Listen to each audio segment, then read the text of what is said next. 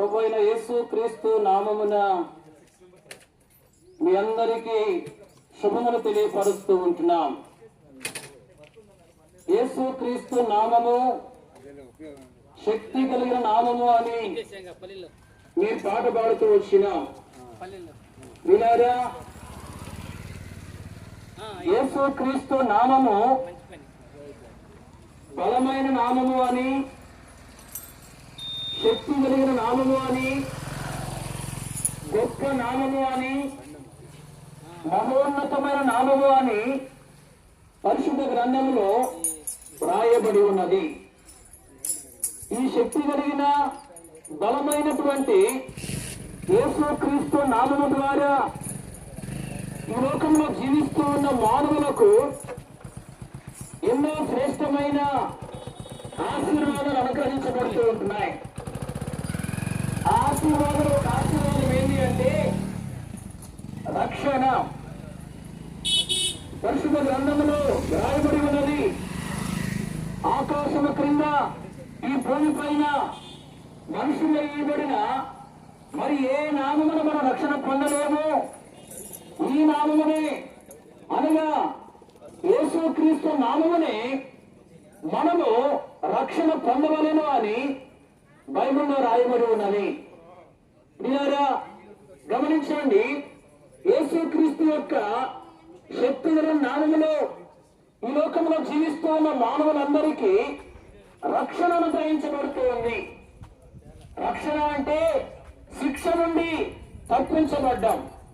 మీరా ఈ లోకంలో జీవిస్తూ ఉన్న మానవులందరిని గురించి బైబిల్ ఏం చెప్తుంది అంటే, ఏ భేదము లేదు, అందరూ పాపము చేసి దేవుడు అనుగ్రహించే మహిమను పొందలేకపోతున్నారు అని బైబిల్లో రాయబడి ఉన్నది. మా పిల్లలు గమనించండి, ఈ లోకంలో ఎన్నో భేదాలు ఉన్నాయి.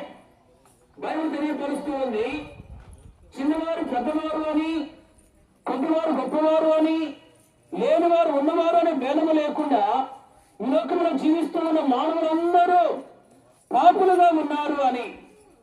ఉన్నారా? మనుషులందరిలో పాపము లక్షణాలు ఉన్నాయి. మనుషులందరిలో పాపము స్వభావం ఉంది. పాపము అంటే దేవుని యొక్క మాట వినకపోవడం పాపము.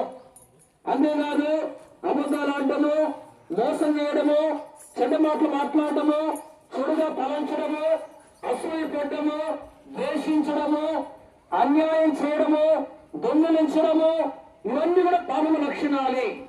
ఈ లోకంలో జీవిస్తూ ఉన్న మానవులందరూ పాపులుగా ఉన్నారు. హృదయంలో పాప లక్షణాలు కలిగి జీవిస్తూ ఉంటున్నారు. మీరు గమనించండి, పాపులుగా ఉన్న మనుషులకు పాపాన్ని బట్టి శిక్ష అనేది ఉంది. ఏం ఆ శిక్ష అంటే బైబిల్లో రాయబడి ఉన్నది, పాతాళము పాపం చేసిన వారిని పట్టుకోడు అని. విన్నారా? పాపం చేసిన మానవులను పాతాళం పట్టుకుంటుంది. పాతాళం అంటే అక్కడ అగ్ని ఉంటుంది.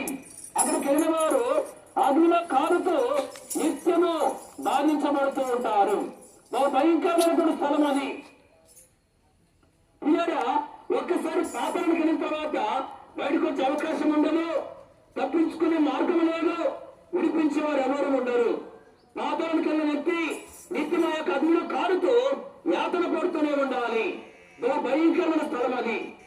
పాపులైన మానవులకు ఈ భయంకరమైన పాతాళమైన శిక్ష ఉంది. ఆ శిక్షలను తప్పించబడ్డమే రక్షణ పొందడము. ఇలారా మరి పాతాళము నుండి పాపులైన మానవులు ఏ విధంగా తప్పించబడతారు? ఇలారా గమనించండి, యేసుక్రీస్తు ప్రభువారు పాపులైన మానవులను పాపంలో వచ్చే శిక్ష నుండి అనగా పాతాళము నుండి రక్షించేదాని కొరకు, తప్పించేదాని కొరకు ఆయన దేవుడై ఉండి మనుషుడిగా ఈ లోకానికి వచ్చాడు. యేసు ప్రభువారు ఈ లోకానికి రాకముందు ఆయన పరలోకంలో ఉన్నాడు. కాలం పరిపూర్ణమైనప్పుడు అనగా యేసు ప్రభు లోకానికి రావాలని నిర్ణయించబడినప్పుడు యేసు ప్రభు ఈ లోకంలో కన్యక గర్భమందు దైవ శక్తి ద్వారా పాపము లేనివాడుగా జన్మించాడు. పాపము లేనివాడుగానే యేసుక్రీస్తు ప్రభు ఈ లోకంలో జీవిస్తూ వచ్చాడు. ఇలా యేసుక్రీస్తు ప్రభువారు పాపం లేనివాడు, పాపం ఎరగనివాడు, పాపంలో చేరిన ప్రత్యేకంగా ఉన్నవాడు. ఆ యేసుక్రీస్తు ప్రభువారు పాపులను మానవులను పాపంలో వచ్చే శిక్ష నుండి అనగా పాతాళం నుంచి రక్షించడానికి కొరకై ఆ గొలుగొత్త కొండ పైన 2 కోయలు 3 మేకల మధ్యలో వేలాడి పాపమైన మానవులందరికీ బదులుగా ఆయన శిక్షణ భరించాడు. పాపం చేసిన మనమైతే మనకు బదులు యేసుప్రభువు గాయపరచబడ్డాడు. మన నిమిత్తం యేసుప్రభువు నలగొట్టబడ్డాడు. మన కొరకు యేసుప్రభువు తన సంవత్సరం స్వరూపాన్ని కోల్పోయాడు. చూడనుమానిగా చేయబడుతూ వచ్చాడు. తన రక్తమంతా ఆఖరి మట్టి వరకు చిందించాడు. యేసుప్రభువు శిలువలో తన ప్రాణం అర్పించి సమాధించబడి తిరిగి లేచాడు. తిరిగి లేచిన యేసుప్రభువు అనేకులు కనబడి అనేకులు చూస్తుండగా పరలోకానికి వెళ్ళాడు.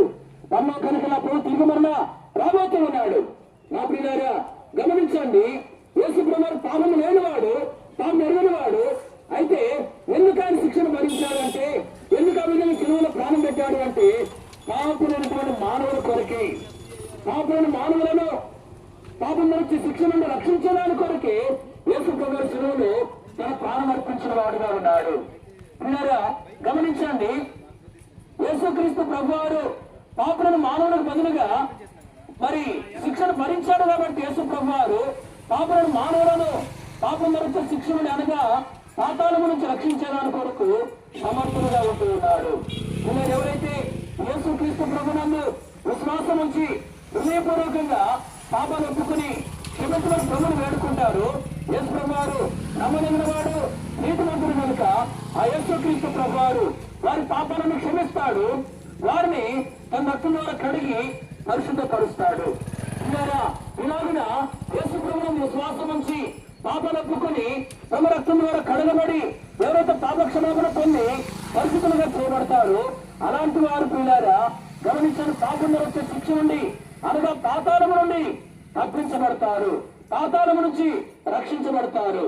పిల్లారా గమనించండి, మరి ఈ విధంగా ప్రతి ఒక్కరూ పాపం వచ్చే శిక్ష నుండి రక్షణ పొందుకోవాలని సువార్త మీకు వినిపిస్తూ ఉంటున్నాం.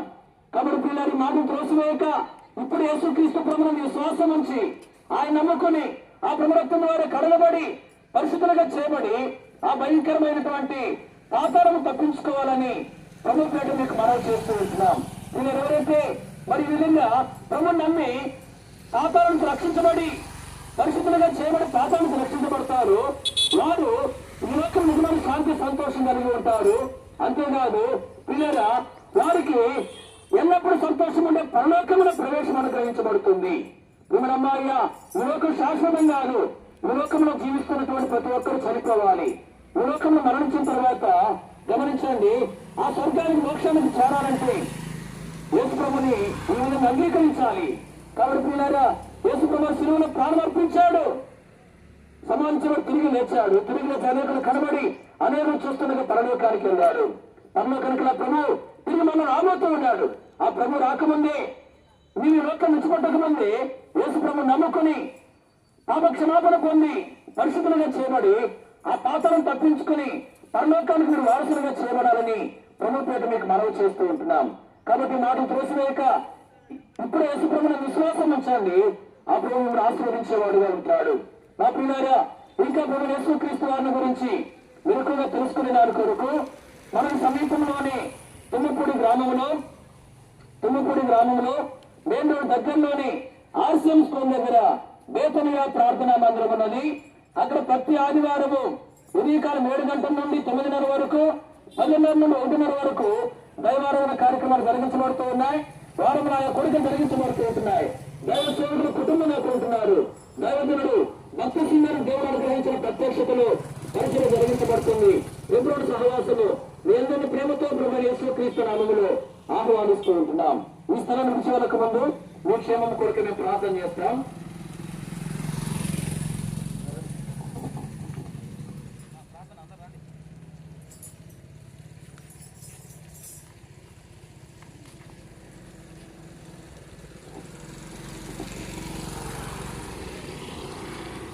మహోన్నతుడ మహోగనుడ సర్వాధికారి సర్వ సృష్టికర్త నిన్న నేడు నిరంతరము యుగములకు మారని మార్పులేని మార్పు చెందలు దేవ ప్రభాని యేసుకృష్ణనామమున సాగిలపడి నమస్కరించి పూజిస్తున్నాము.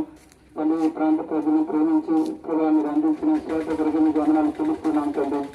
పౌరులు మీ మాటలు చెప్పినప్పుడు వీడియో హృదయం పదవురింది నాయన నమ్మారు, విశ్వసించారు, రక్షణ పొందారు తండ్రి. ఎవరెవరు మీ వాక్యాన్ని వింటూ వచ్చారు తండ్రి, ఎవరికి కరపత్రికలు అందించబడి చేయబడిందో, ఎవరు ప్రభా కొత్త నిబంధన స్వార్థ పుస్తకాలు తీసుకున్నారో వారందరూ కూడా తండ్రి మీ యొక్క నామాన్ని ఎరిగి మా నామంలో ఉచితంగా దొరికే పాప క్షమాపణను పొందుకున్నట్టుకు నేను ఒక గొప్ప రక్షణ దయచేసి ప్రార్థిస్తున్నాను తండ్రి.